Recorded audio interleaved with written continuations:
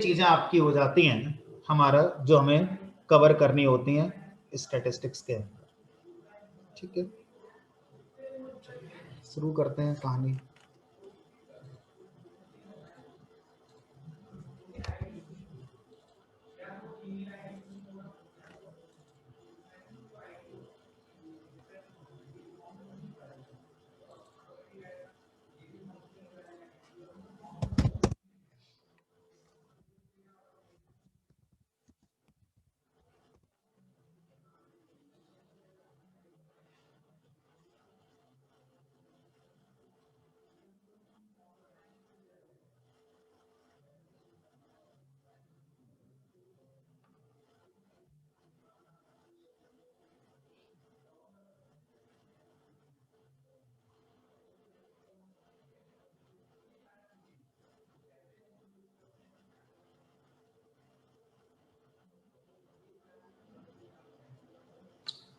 तो एक बार पहले हम लाइब्रेरीज सारी टेस्ट कर लेते हैं।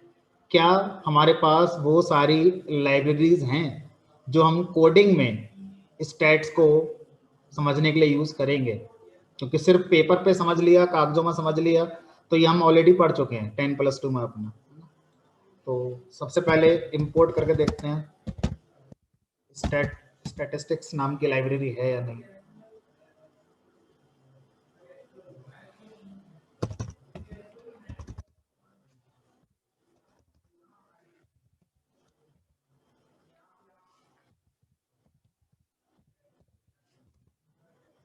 ठीक है, इस नाम की लाइब्रेरी है। अगर ये नहीं होती तो हमारी एरर आ जाती है यहाँ पर।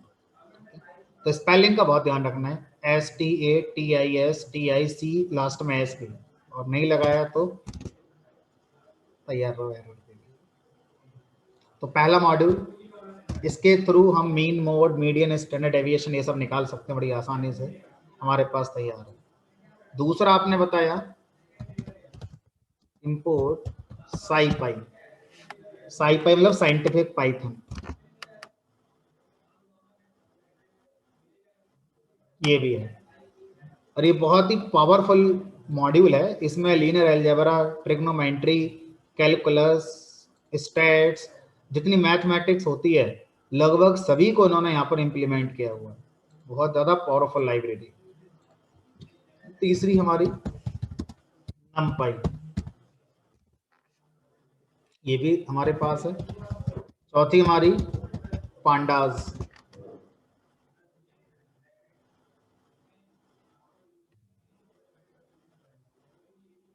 ये भी हमारे गए। पांचवी हमारी मैटप्लॉटलिब,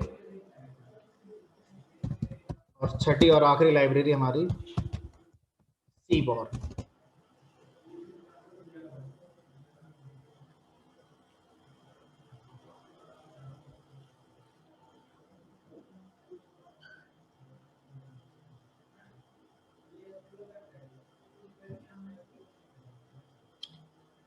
ठीक है, तो हमारे पास 6 की 6 लाइब्रेरी का कॉन्फ़िगरेशन है।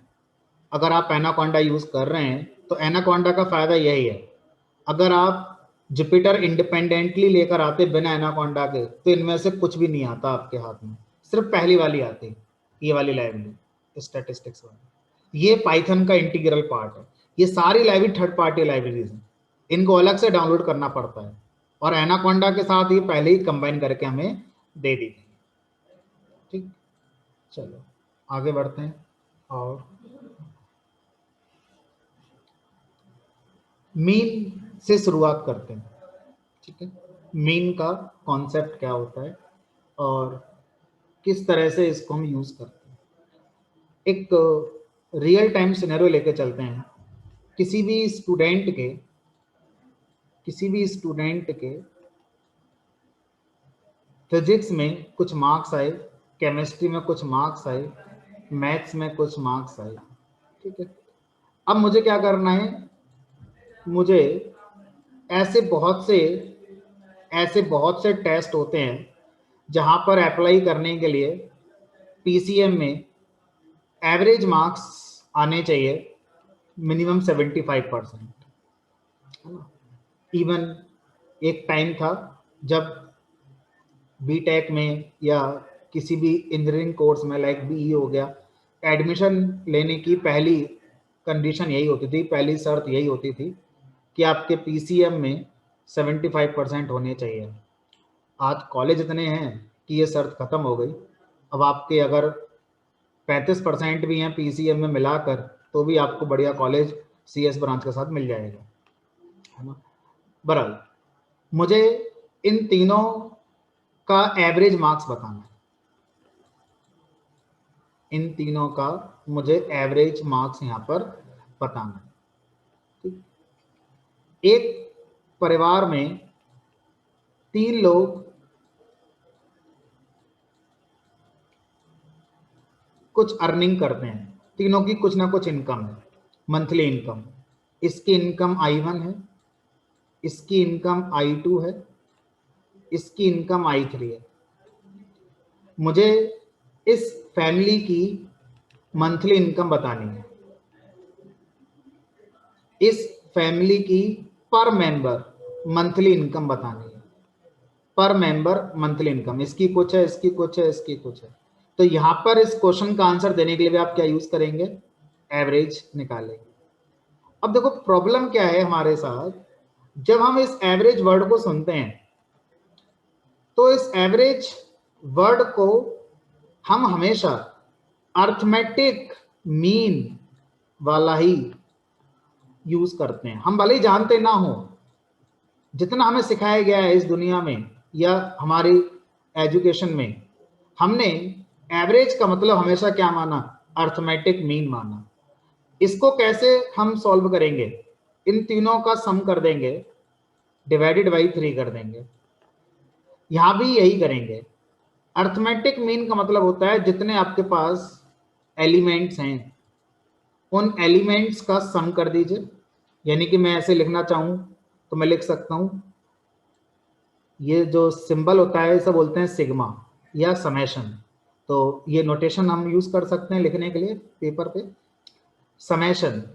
और यहाँ पर ये मेरे पास मान लीजिए कोई भी एक वेरिएबल है लाइक एक्स नाम का, जिसके अंदर बहुत सारे एलिमेंट रखे हुए हैं, बहुत सारे एलिमेंट मेरे यहाँ पर रखे हुए हैं। तो मैं लिखूंगा समेशन एक्स, और ये जो पहला एलिमेंट है, ये दूसरा एलिमेंट है, ये तीसरा एलिमेंट है, ये चौथा एलिमेंट है, ये nth एलिमेंट है। तो मैं हर एलिमेंट को एक ith एलिमेंट मानूं तो मैं यहां पर लिख दूंगा i। तो xi का मतलब है इस x के अंदर ith एलिमेंट। अब आप चाहें इसको 0 से रिप्रेजेंट कराएं सबसे पहले एलिमेंट को, चाहे 1 से कराएं, उससे फर्क नहीं पड़ेगा। मान लीजिए मैं 1 से करा रहा हूं कि पहला एलिमेंट पहला ये है, दूसरा ये है, तीसरा ये है, चौथा ये है, पांचवा ये है। तो जब मैं यहां पर ऐसे लिखूंगा तो इसका मतलब होगा कि इस x के हर एलिमेंट का सम करना है, where i equal to 1 to n। तो ये जो फॉर्मूला होगा, ये फॉर्मूला एक जनरलाइज फॉर्मूला होगा किसका, एवरेज निकालने का या मीन वैल्यू निकालने का। और ये मीन वैल्यू हमारी कौन सा मीन होगी, अर्थमेटिक मीन।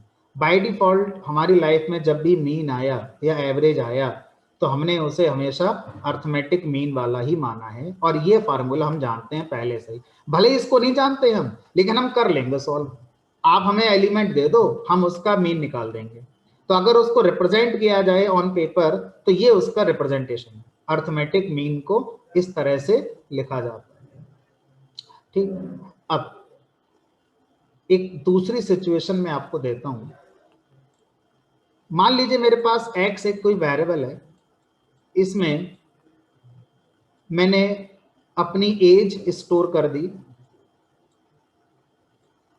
और अपने किसी फ्रेंड की हाइट स्टोर कर दी सेंटीमीटर में, और किसी तीसरे फ्रेंड का मैंने वेट स्टोर कर दिया, उसका वेट इतना है, और किसी चौथे का मैंने सैलरी स्टोर कर दिया। अब आपका ब्रेन सोचने पर मजबूर हो जाएगा, मुझे इस एक्स का एवरेज निकालना है। पहले तो सोचोगे सर ये निकल पाएगा कि नहीं निकल पाएगा, तो फिर निकालने पर आओगे तो निकाल ही दोगे। सबका सम करके डिवाइडेड बाई 1 2 3 4 कर दो। लेकिन इस बार अगर मैं आपको ये ना बताऊं कि ये कौन है, तो शायद आप यही कर दोगे। जैसे ही सुनोगे एवरेज निकाल दो, वैसे इन सब का सम करके डिवाइडेड बाई 4 कर दोगे। लेकिन जब मैं आपको ये बता दूंगा कि ये किसी की एज है, ये किसी की हाइट है, ये किसी का वेट है, और ये किसी की सैलरी है, जरूर आपका ब्रेन एक बार सोचेगा कि यार एवरेज ऐसे निकाले जैसे हम लोग जानते हैं।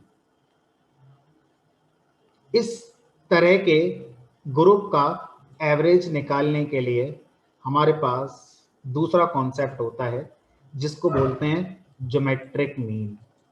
ज्योमेट्रिक मीन और अर्थमेटिक मीन का डिफरेंस ये होता है, अर्थमेटिक मीन तब निकाला जाता है जब किसी ग्रुप में सारी वैल्यूज एक यूनिट को रिप्रेजेंट करती हैं, सबकी यूनिट सेम है। जैसे सबके मार्क्स आए थे, सारे मार्क्स ही थे, है ना, सबकी सैलरीज ही थी, सब वैल्यूज पर्टिकुलर डोमेन में आती हैं, पर्टिकुलर कॉन्टेक्स्ट में आती हैं। लेकिन जब आपका ग्रुप अलग अलग यूनिट्स की वैल्यूज को कंसीडर कर रहा है, एक हाइट है, एक वेट है, एक सैलरी है, एक एज है, इस तरह के ग्रुप का मीन निकालने के लिए जो मीन बताया गया है उसे बोलते हैं ज्योमेट्रिक मीन। तो अर्थमेटिक मीन हमारी लाइफ में बाय डिफॉल्ट रहता है, भले ही हम जानते हैं इस बात को या नहीं जानते हैं, लेकिन आज से हमारी लाइफ में दूसरा मीन भी जुड़ जाएगा, क्योंकि अब हम स्टेट्स को पढ़ने जा रहे हैं और दूसरा मीन होता है हमारा ज्योमेट्रिक मीन। ज्योमेट्रिक मीन का पहला रूल आपने सीख लिया, जब आपके ग्रुप की वैल्यूज डिफरेंट डिफरेंट यूनिट्स को रिप्रेजेंट करती हैं तब एवरेज ज्योमेट्रिक मीन से निकाला जाता है। दूसरा रूल, ज्योमेट्रिक मीन में जो भी ग्रुप है उसकी वैल्यू जीरो नहीं होती और ना ही नेगेटिव होती है। तो जीरो और नेगेटिव वैल्यूज कभी भी उस ग्रुप में नहीं होती जिसका ज्योमेट्रिक मीन निकालने की बात करी जा रही है। और अगर इसमें कहीं भी आपकी नेगेटिव वैल्यू या जीरो वैल्यू आ गई तो फिर इसका ज्योमेट्रिक मीन नहीं निकलेगा। या ऐसे कह लो, जो इसका फार्मूला आपको मैं पढ़ाऊंगा अभी, उस फार्मूले में जब वैल्यू पुट करोगे तो या तो वो जीरो बन जाएगा या वो इनफाइनाइट बन जाएगा, मतलब एक मीनिंगफुल वैल्यू बनकर नहीं आएगी। जो फार्मूला है वो इस तरह से है इसका।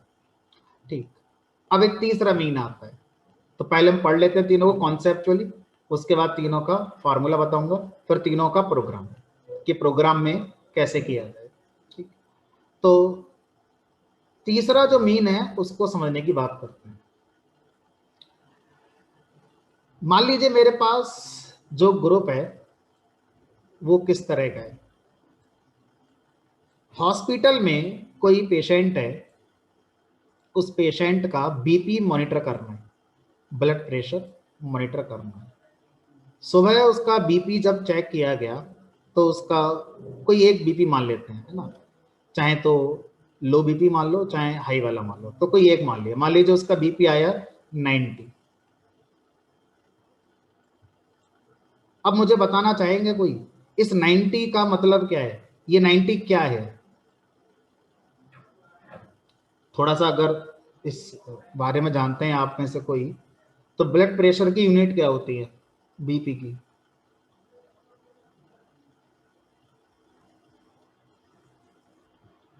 अच्छा, आसान कर देते हैं, मान लीजिए ब्लड प्रेशर नहीं है, ये आपकी हार्ट बीट है, आपकी जो हार्ट बीट आई वो 90 आई, तो इसका मतलब क्या हुआ।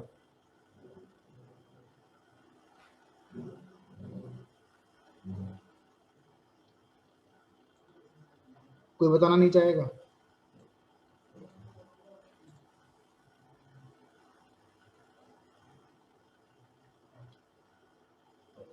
अच्छा, मेडिकल साइंस से बाहर आ जाते हैं। देखो यार, ये जो हम पढ़ रहे हैं ना, मेडिकल में इसका बहुत यूज होता है। चलो ठीक है, मेडिकल से बाहर आ जाते हैं, नॉन मेडिकल एग्जाम्पल लेते हैं। आप अपनी जगह से जहां भी आप रहते हैं उसको सोर्स मान लेते हैं, और आप मान लीजिए आगरा घूमने जा रहे हैं ताजमहल देखने। अब इसका आंसर सब दे देना यार, आसान सिनेरियो है। और जब आप आगरा घूमने जा रहे हैं ताजमहल, जहां भी आप हैं, मान लो आप इंडिया में रहते हैं, ऐसा मान के मैं चल रहा हूं, तो आपने यहां पर ये डिस्टेंस मान लीजिए 400 किलोमीटर है, जस्ट फॉर एग्जांपल। आपने इसको 3 ब्रेक में पूरा किया। पहले आप कुछ चले, फिर आपने थोड़ा रेस्ट किया, फिर आप थोड़ा बढ़े, फिर आपने रेस्ट किया, फिर आप आगरा तक पहुंच जाते हैं। जब आप अपने सोर्स से पहले वाले माइलस्टोन तक जाते हैं, तो आपकी कार की जो स्पीड रही वो रही मान लीजिए 80। अब जो मैं पूछूंगा उसका आंसर दे देना। 80 की यूनिट क्या है? ये क्या है 80? 80 क्या रिप्रेजेंट कर रहा है? सो स्पीड कर रहा है, किलोमीटर पर आवर। हाँ एग्जैक्टली तो इसके साथ मुझे क्या लिखना है? Kilometre per hour. तो भाई यही तो मैं आपसे यहाँ पूछ रहा था, हार्ट बीट, यानी कि आपका जो हार्ट है वो धड़क रहा है, बीट हो रहा है कितना बार पर मिनट, कितने टाइम्स? 80 टाइम्स। यानी आपका हार्ट 1 मिनट में 80 बार धड़क रहा है, तो इसको हार्ट बीट बोलते हैं ना। इसी तरह से ब्लड प्रेशर होता है हमारा। ठीक है, चलो फिलहाल इसको छोड़ दो, है ना। अब अपने इस आगरा वाले एग्जाम्पल पे आ जाओ। तो यहाँ पर 80 किलोमीटर पर आवर। दूसरा आपने जो यहाँ पर स्ट्रेच था, यहाँ पर जब आपने इस डिस्टेंस को कवर किया, तो आपने मान लो इसको 100 किलोमीटर पर आवर से इसको कवर किया। और जो तीसरा स्ट्रेच था, ये आपने 70 किलोमीटर पर आवर से कंप्लीट किया। अब मैं आपसे कहूं कि भाई यहां से यहां तक पहुंचने में मेरी एवरेज स्पीड क्या रही? 100 में से 100 लोग गलत आंसर दे सकते हैं, क्योंकि हमारी लाइफ में एवरेज का मतलब यही होता है कि अगर हम इसका एवरेज निकालेंगे तो तीनों के जो स्पीड है इनका सम करके डिवाइड बाई 3 कर देंगे। 80 प्लस 100 प्लस 70 डिवाइडेड बाई 3, और हम बोल देंगे हमारी एवरेज स्पीड ये रही। नहीं, जब आपका ग्रुप, यानी यहां पर 3 वैल्यू आपके ग्रुप में, जब आपके ग्रुप में जो वैल्यूज होती हैं वो वैल्यूज रेट को रिप्रेजेंट करती हैं। रेट, रेट का मतलब होता है 2 यूनिट से रिप्रेजेंट होने वाली वैल्यू, क्या बोलते हैं उसे? रेट कहते हैं। 2 यूनिट, किलोमीटर, आवर, 2 यूनिट है यहां पर। इन दोनों को कंबाइन करके हमारा जो बनता है उसे बोलते हैं रेट। तो इस तरह के यूनिट्स को वन वर्ड में रेट कहा जाता है। ठीक है, तो ये आपका 2 यूनिट की वैल्यू है। किलोमीटर 1 हो गई और आवर 1 हो गई। यहां भी सेम यही है और यहां भी यही है। तो जब कभी आपके ग्रुप में जो वैल्यूज हैं वो इस तरह की यूनिट से मिलकर रिप्रेजेंट करी जाती हैं, उनका मीन निकालने के लिए जो मीन यूज होता है उसका नाम होता है harmonic mean, HM, harmonic mean. ठीक है, 3 तरह के मीन होते हैं, 3 तरह के एवरेज होते हैं: arithmetic mean, geometric mean, harmonic mean. Arithmetic mean हमारा जिस ग्रुप को रिप्रेजेंट करता है उस ग्रुप में सारी वैल्यूज सिमिलर टाइप की होनी चाहिए। नेगेटिव हो सकती है, पॉजिटिव भी हो सकती है, यानी कि अर्थमेटिक मीन में नेगेटिव, पॉजिटिव, जीरो, हर तरह की वैल्यू अलाउड है। ठीक है, हार्मोनिक मीन सिमिलर टाइप की वैल्यूज को रिप्रेजेंट करता है, लेकिन वो सारी वैल्यूज रेट्स को रिप्रेजेंट करती होंगी। रेट्स मतलब जो 2 यूनिट से मिलकर बनती हैं, इस तरह की वैल्यूज को रेट्स कहते हैं। और हार्मोनिक मीन में नेगेटिव वैल्यू अलाउड नहीं है। हार्मोनिक मीन निकालने में जो ग्रुप है उसमें जीरो वैल्यू भी अलाउड आपकी नहीं है। तो हार्मोनिक मीन जीरो और नेगेटिव वैल्यू एक्सेप्ट नहीं करता। ज्योमेट्रिक मीन जिस ग्रुप का निकाला जाएगा उस ग्रुप में भी नेगेटिव और जीरो वैल्यू नहीं होनी चाहिए, सिर्फ इसमें नेगेटिव और जीरो वैल्यू हमारी अलाउड होती है। तो जब कभी आप इस एग्जाम्पल को इंप्लीमेंट करेंगे तो हमेशा आप क्या निकालेंगे, हार्मोनिक मीन निकालेंगे। अब आप बोलेंगे सर क्या डिफरेंस आएगा, तो भले ही वो डिफरेंस बहुत छोटा सा हो, है ना, हो सकता है डेसिमल पॉइंट के दूसरे तीसरे प्लेस पर आई, हो सकता है एक दो प्लस माइनस का हो, वो बात डिफरेंस कितना आएगा उसकी नहीं है, बात है कि सही क्या है, किस सिचुएशन में किस तरह का मीन हमें निकालना होता है। ठीक है, तो अब ये तो हो गई कहानी हमारी कॉन्सेप्चुअली, अर्थमेटिक मीन कब निकालना है, ज्योमेट्रिक मीन कब निकालना है, और हार्मोनिक मीन कब निकालना है। अब बात आती है इनके फार्मूलों की। तो पहले का फार्मूला तो बड़ा क्लियर है, वो तो आप सब जानते हैं। अब बात आती है दूसरे के फार्मूले की, तो जो ज्योमेट्रिक मीन होगा उसका फार्मूला क्या होगा और हार्मोनिक मीन का फार्मूला क्या होगा।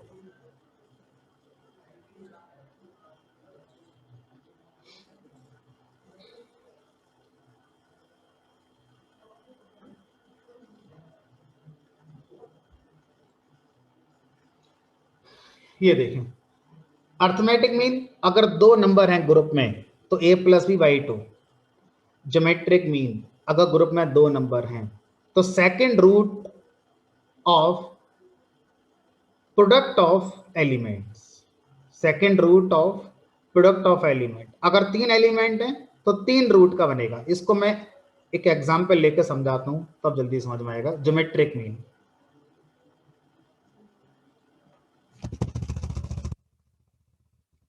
मान लीजिए आपके पास जो ग्रुप है वो x से रिप्रेजेंट हो रहा है, और थोड़ा सा हम पाइथन के तरफ अगर मूव कर लें तो मान लो एक लिस्ट है मेरे पास, लिस्ट है, टपल है, तो लिस्ट, टपल, सेट ये ग्रुप को तो रिप्रेजेंट करते हैं सर। तो मान लीजिए मेरे पास एक x नाम की लिस्ट है जिसके अंदर हमारी कुछ वैल्यूज रखी हैं, छोटी छोटी वैल्यू ले लेता हूँ जिससे कि कैलकुलेशन समझाने में मुझे आसानी हो जाएगी। एक है x नाम की लिस्ट, एक है y नाम की लिस्ट जिसमें हमारे ये हमारे एलिमेंट्स हैं।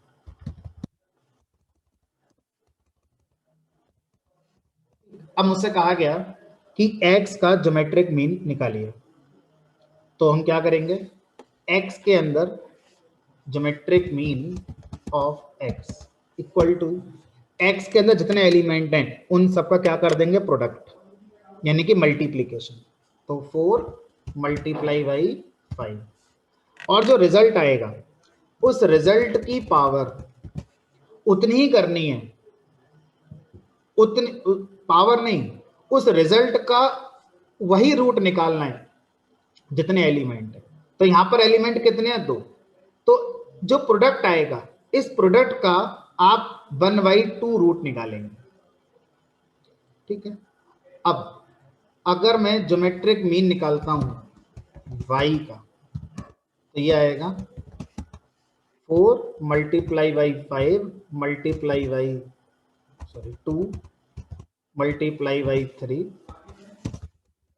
मल्टीप्लाई बाई 4, और इनके प्रोडक्ट का कौन सा रूट निकलेगा, थर्ड रूट, यानी कि 1/3।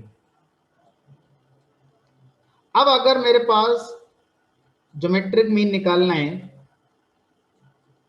एक ऐसे ग्रुप का जिसमें n एलिमेंट्स हैं, तो वो क्या होगा, हर एलिमेंट का product a dot b dot c dot dot dot dot dot dot dot nth root 1/n। अब n की वैल्यू अगर 2 है तो यहां पर दो एलिमेंट है और ये 1/2।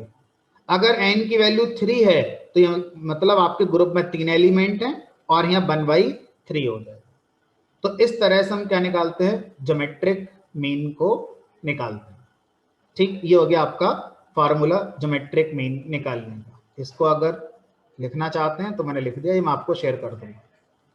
ज्योमेट्रिक मीन 2 का ये रहा सेकंड रूट, और 3 एलिमेंट है तो थर्ड रूट, और अगर n एलिमेंट्स हैं आपके ग्रुप के अंदर तो nth रूट निकालना है, किसका, जितने एलिमेंट्स हैं सबके प्रोडक्ट का। तो जितने एलिमेंट्स हैं उन सबके प्रोडक्ट का nth रूट आपको निकालना होता है। तो ये फार्मूला किसका होता है, ज्योमेट्रिक मीन का। कब अप्लाई करना ज्योमेट्रिक मीन? जब आपके ग्रुप में अलग अलग यूनिट्स की वैल्यू रखी हुई है और उनमें कोई नेगेटिव नहीं है, उनमें कोई आपका जीरो नहीं है। सोचो नेगेटिव क्यों अलाउड नहीं है? क्योंकि स्क्वायर रूट नेगेटिव नंबर का निकलता नहीं है। थोड़ा लॉजिकली सोचना कि क्यों रूट को अलाउ नहीं किया जा रहा है, क्यों नेगेटिव अलाउ नहीं किया जा रहा है? क्योंकि नेगेटिव वैल्यू आएगी तो नेगेटिव का स्क्वायर रूट तो निकला ही नहीं अभी तक। मैथमेटिक्स के पास इसका आंसर ही नहीं है कि -1 का स्क्वायर रूट क्या होगा, -2 का, -3 का। किसी भी माइनस के नंबर का स्क्वायर रूट तो इमेजिनरी नंबर माना गया है, ठीक है। और रियल नंबर का अर्थमेटिक कैलकुलेशन कभी इमेजिनरी नंबर नहीं आता। भाई ये तो रियल नंबर है ना, ए बी सी तो हम जानते हैं ना, ये 10 है, ये 20 है, ये कुछ -5 है। तो रियल नंबर का कभी भी कोई भी ऑपरेशन आप करें और वो इमेजिनरी आए तो शायद ही आप एक्सेप्ट नहीं करेंगे। इसलिए नेगेटिव अलाउड नहीं है। जीरो अलाउड क्यों नहीं है? अगर हमने सब जीरो कर दिया तो फिर मीन ही जीरो हो जाएगा, बचा ही क्या फिर?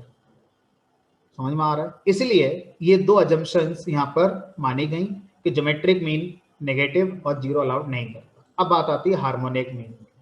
हार्मोनिक मीन का मतलब होता है हमारा, अगर आप a, b दो वैल्यू का हार्मोनिक मीन निकालना चाहते हैं तो टू फिक्स नहीं है, नंबर ऑफ एलिमेंट्स होते हैं। तो मैं यहां पर नंबर ऑफ एलिमेंट्स लिख सकता हूं, डिवाइडेड बाई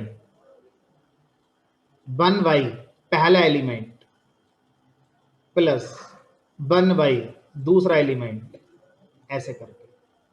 अगर आपके n एलिमेंट्स हैं तो ऊपर n आएगा, ठीक है।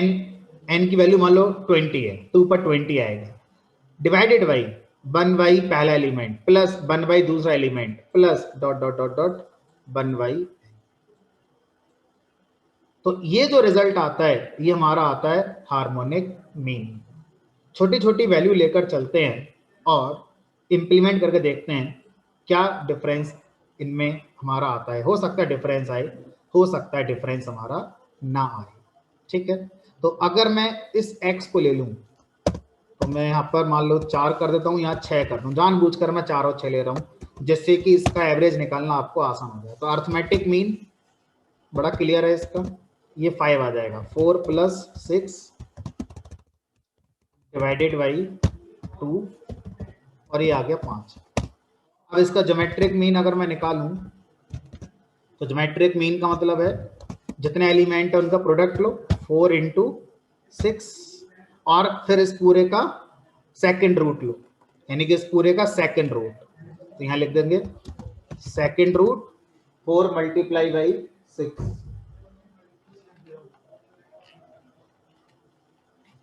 फाइन, सेकंड रूट और 4 × 6। उसके बाद यहां पर अगर हम सॉल्व करेंगे तो ये आएगा 24 सेकंड रूट ऑफ 24। 24 का रूट अगर निकालें तो क्या आएगा, स्क्वायर रूट, सेकंड रूट मतलब स्क्वायर रूट हो गया, ठीक। तो लगभग आएगा 4, 5, मोटा मोटा अगर हम देखें तो ये 4.8 के आसपास आएगा, है ना। क्योंकि अगर ये 25 होता तो ये 5 आता, है ना, ऐसे ही तो होता हमारा। तो हमने क्या करा यहाँ पर, अगर हम स्क्वायर रूट लेंगे 24 का तो लगभग 4.8 और 4.9 के आसपास आ जाएगा, मान लो 4.9 कर दिया तो कुछ ना कुछ फर्क आया। हार्मोनिक मीन अगर निकालते हैं तो हार्मोनिक मीन इन दोनों क्या आएगा, 2 डिवाइडेड बाई 1/4 प्लस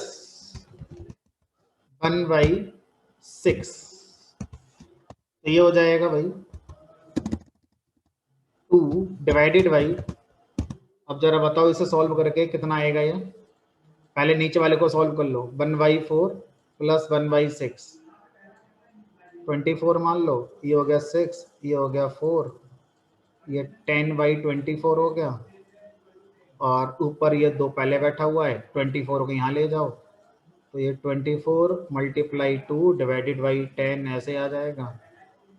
तो 2 5 जा 10, 24 डिवाइड बाई 5 लगभग ये आ गया 5 4 जा 20 4.8 के आसपास आए। तो जब इस पूरे को सॉल्व करोगे तो इस पूरे का जो कंक्लूजन आएगा वो लगभग 4.8 के आसपास हमारा आएगा। तो ये तो 4.8 ही आएगा, लगभग नहीं। तो इस तरह से आप इन तीनों को जब फार्मूलास के निकालेंगे तो ये डिफरेंस आपको नजर आ रहा है हार्मोनिक मीन वाला। ठीक है, तो आप कब कौन सा निकालना है ये इंपॉर्टेंट है, कैसे निकालना है ये तो मैथमेटिकल फार्मूला है। ठीक है, वो आपको एज इट इज अप्लाई करना है। कब कौन सा निकालना ये इंपॉर्टेंट है। तो ये तीनों मैंने आपको बता दिए कब कौन सा निकालना होगा। ये फाइल मैं आपको शेयर कर दूंगा जिसमें ये सारी बातें मैंने एक्सप्लोर करी हुई। कॉन्सेप्चुअल डिफरेंस एक बार पढ़ देते हैं ताकि कुछ अगर अलग हुआ तो आप समझ तभी लोगे। Arithmetic mean is appropriate when all values in data sample have same units of measure. Example Grecia, that is EG. All numbers are height or dollars or miles, etc. When calculating the arithmetic mean, the values can be positive, negative or zero.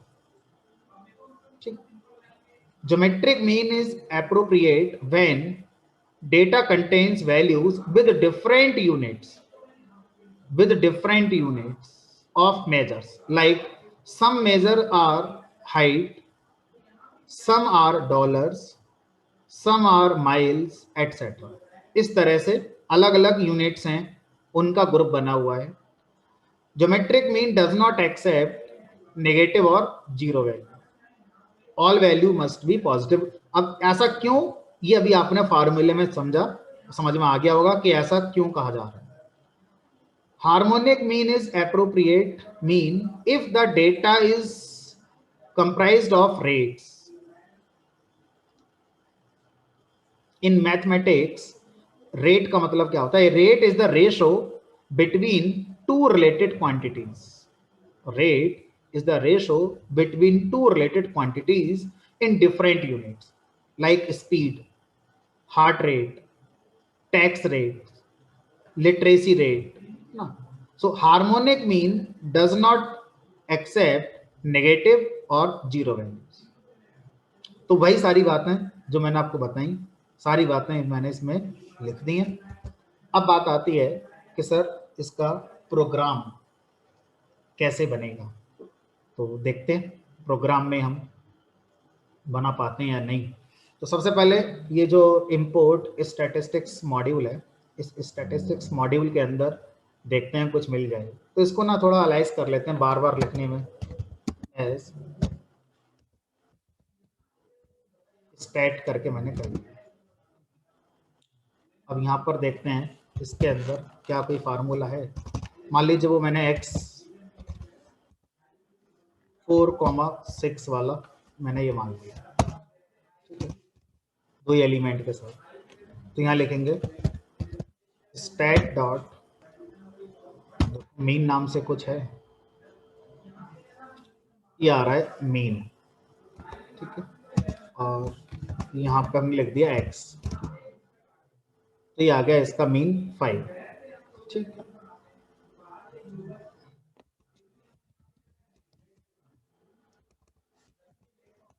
अब इसी तरह से इस stat वाले module के अंदर एक mean के अलावा फंक्शन होगा जी मीन करके, ज्योमेट्रिक अंडरस्कोर मीन, इसी नाम से फंक्शन है, इसमें एक्स पास कर दिया।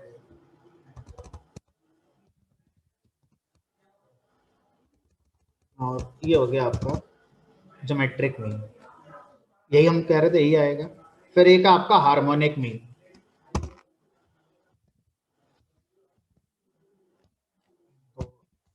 हार्मोनिक मीन नाम का ही एक फंक्शन, हार्मोनिक, और यहाँ पर एक्स पास कर दीजिए, 4.8 आ ही जाएगा।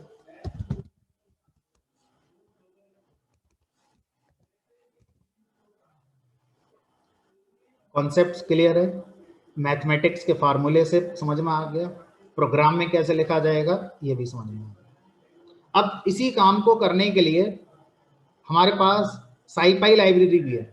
इस साईपाई लाइब्रेरी से भी हम ये मीन निकाल सकते हैं, नंपाई से भी निकाल सकते हैं, पांडा से भी निकाल सकते हैं। मतलब यही काम हम इन सब से कर सकते हैं। इन दोनों को अभी छोड़ते हैं क्योंकि इन दोनों का पर्पज है विजुलाइजेशन करना। मैटप्लॉटलिब और सीबॉन, इनका पर्पज होता है विजुलाइजेशन करना।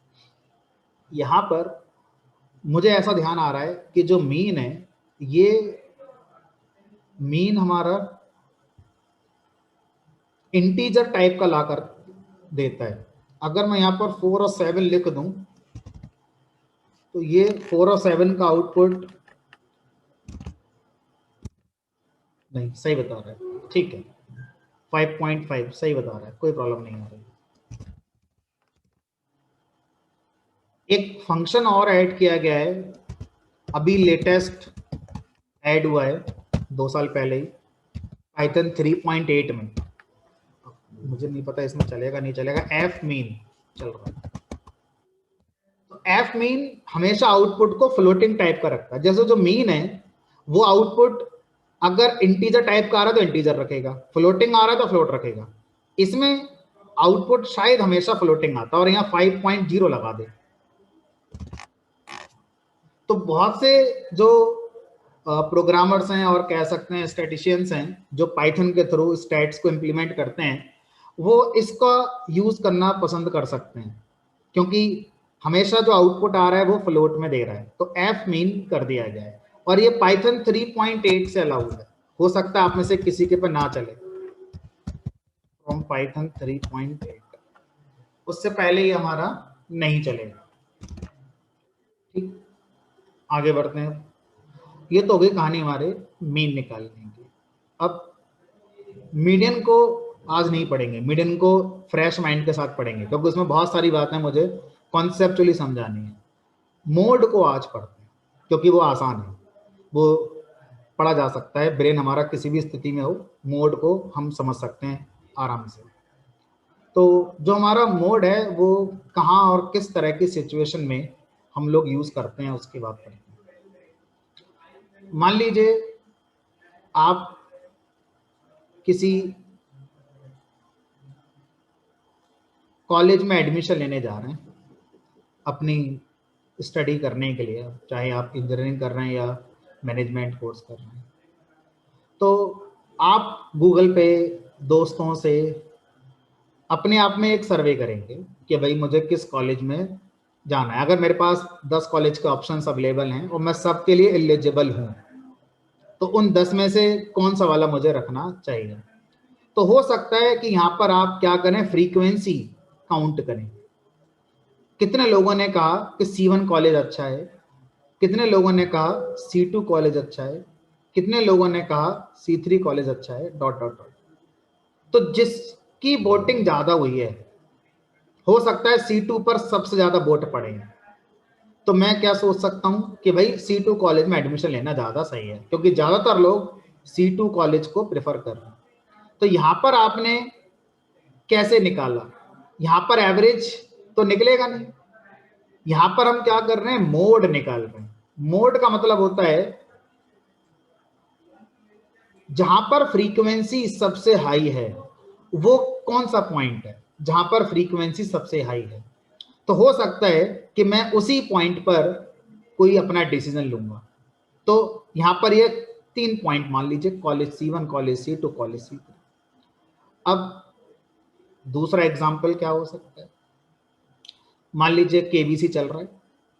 केबीसी में किसी क्वेश्चन का आंसर जो बंदा बैठा है हॉट सीट पर वो नहीं दे पाया, कंटेस्टेंट जो बैठा है वो नहीं दे पाया।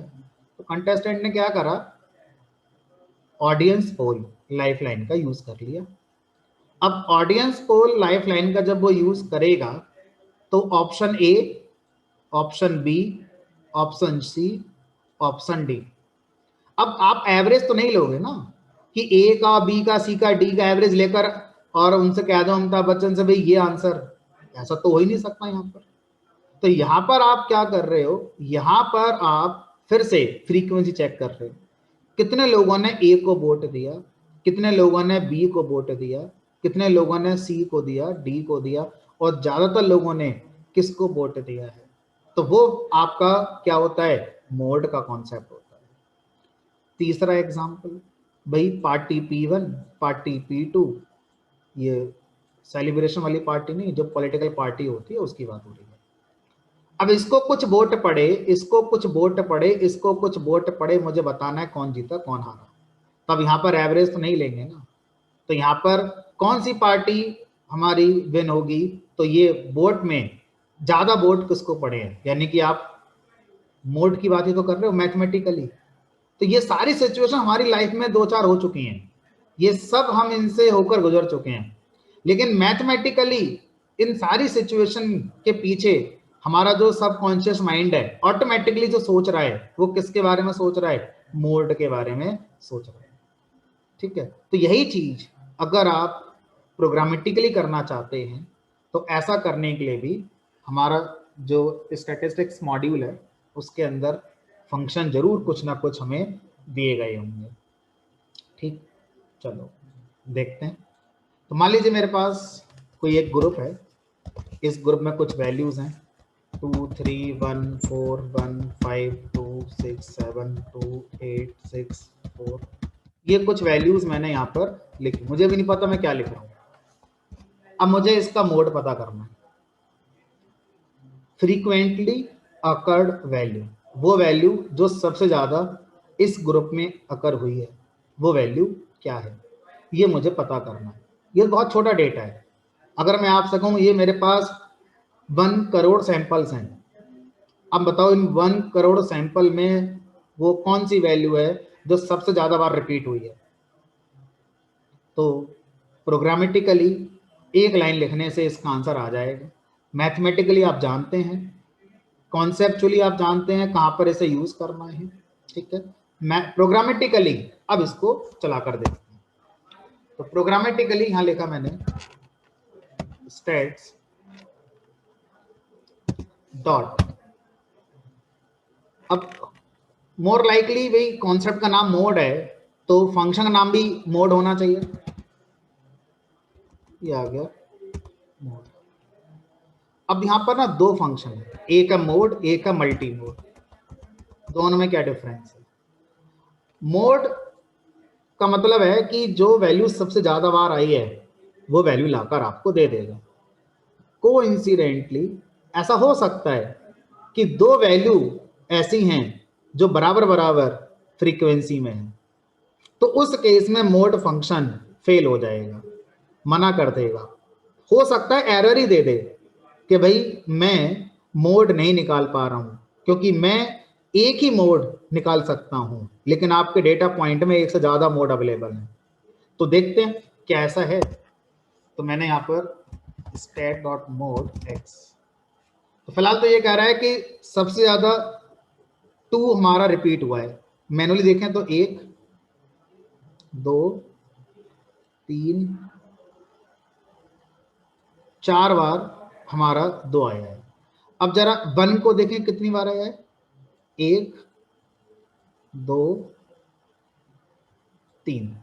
अब मैं क्या कर रहा हूं, जानबूझकर एक नया ग्रुप बना रहा हूं जिसमें एक 1 और लिख देता हूं ताकि मेरा मोड फंक्शन कंफ्यूज हो जाए, क्योंकि इसमें ऐसा ग्रुप है जिसमें 2 भी 4 टाइम्स रिपीट हुआ है और 1 भी 4 टाइम्स रिपीट हुआ है।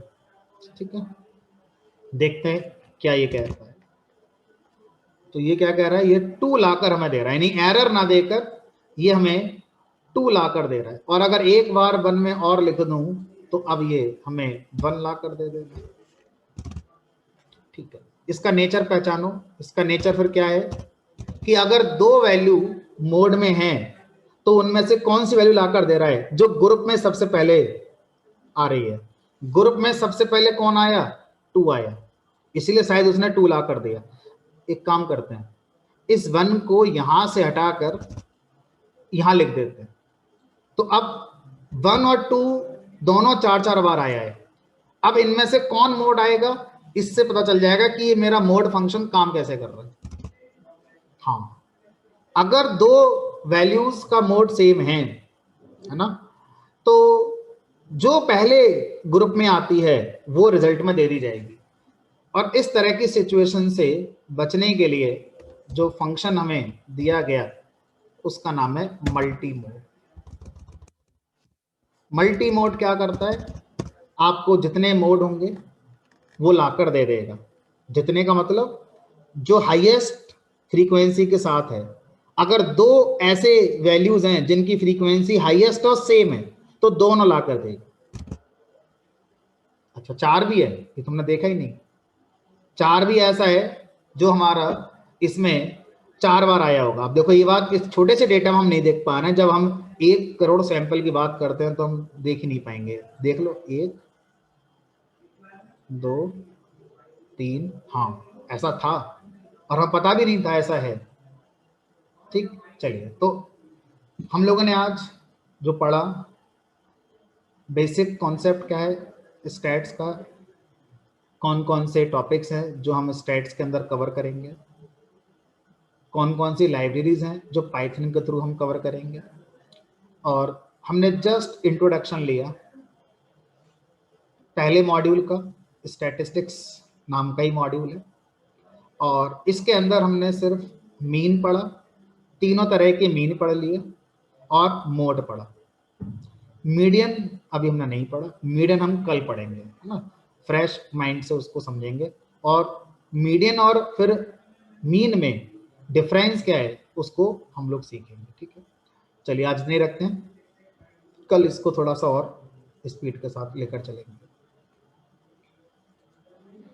ये जितना आज कराया जा रहा है या पूरे स्टैटिस्टिक्स के अंदर जितना कराया जाएगा, डेली डेली आप घर जाके पढ़ लेंगे तब आपको सीखने को मिलेगा और अच्छा भी लगेगा। और अगर आपने ये फिर से इकट्ठा कर लिया तो आप उसी पोजीशन पर रहेंगे जैसे आप 10+2 में कभी थे, है ना। चलिए वाइंड अप करते हैं, कल मिलेंगे।